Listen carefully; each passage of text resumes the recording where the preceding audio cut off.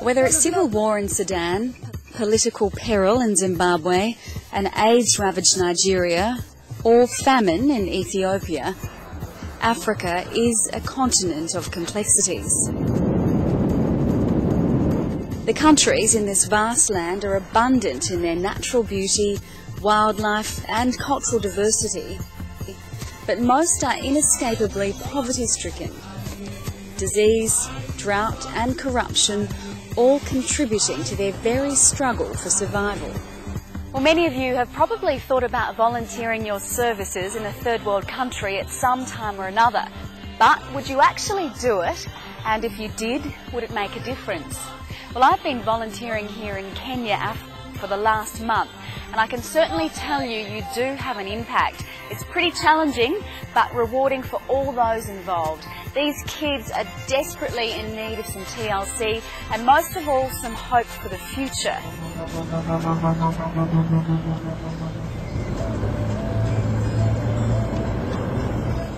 Wide-eyed with anticipation and hope, Georgie, Jill and I had arrived in Nairobi, Kenya on a hot, humid and dusty afternoon.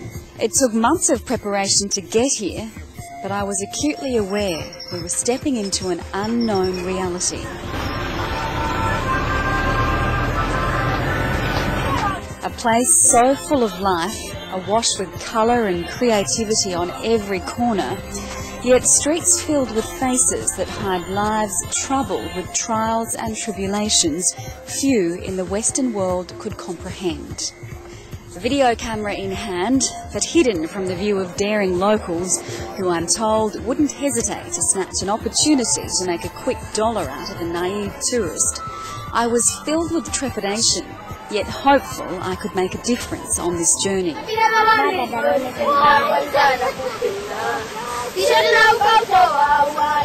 My mission, not to change the world, but to provide a small beacon of hope to 40 children orphaned in central Kenya. Most of these kids have lost their parents to AIDS. Their short lives already fraught with more trauma and responsibility you or I could imagine in a lifetime. Most of the children who come, some of the children who come here, they are traumatized, they have problems. And the moment they come here, you have to sit down with them, you have to talk to them, you have to know their problems. You have to know why they are being brought here or why we are getting them here. That fighting African spirit is hard to break. The constant laughter from these children masks a steely determination to embrace all that life has to offer, no matter how trivial. Their future, though, has been under an even bigger cloud of uncertainty since the country held its presidential elections last December. With an orphan created every 5 minutes in Kenya, the current conflict has only served to increase that number and deplete the number of foreign volunteers on the ground who play a major role in helping this country to cope with what is an ongoing crisis. Many children are dumped on the streets or simply abandoned on the doorsteps of orphanages. Our greatest problem basically is that because of the HIV and AIDS pandemic that has been going on for the last many years, we have ended up having a lot of orphans in the country. And these orphans are, the community themselves are not able to take care of these children, so they end up in institutions. The appeal for foreign aid is constant, and Western nations rich in comparison are under constant pressure to give more. The government hasn't got the money. You know, it can't service all of the places. It does rely on foreign aid and sponsors from other countries.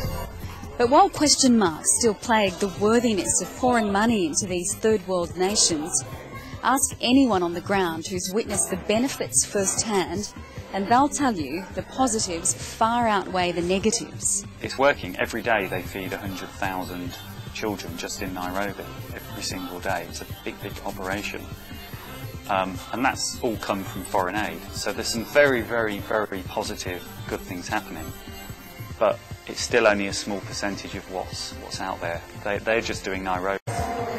We We were ready to get our hands dirty, and it was often about doing menial tasks, whether it was helping in the kitchen, peeling veggies, scrubbing pots, or washing clothes in a metal pan with a bar of soap. It's all in a day's work for these kids who've been up since 5 a.m. just to get everything done and get to school on time. When the children get home from school every day, they'd be washing the pavement with a dirty old rag, half bending over and swishing this dirty water around and just washing that. They do that every day.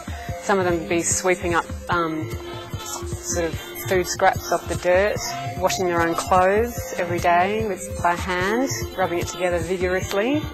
These kids are lucky to have a toothbrush, more than 2 changes of clothes and a pair of shoes each. School books are limited and toys are simply non-existent. Something as small as a bag of balloons, a packet of pens or pencils and a few soccer balls gives a joy that is not easily forgotten. Many of the children and adults in the villages have never seen a white person, or Mzungu as they called us. The rockstar reception we received on our visits to the local schools was quite extraordinary and overwhelming. So, no matter where or what the volunteering project is, the biggest gift we can offer these children is hope. And they taught me it's the little things that count the most. They teach us their language and to encourage us. They show us that there's some people who think about us. I've learned many things. I've gone to some place I've never been to. Yeah, so much. I learn a lot. I get some new friends like you. Even if you've only got a couple of weeks to spare, you can make a difference.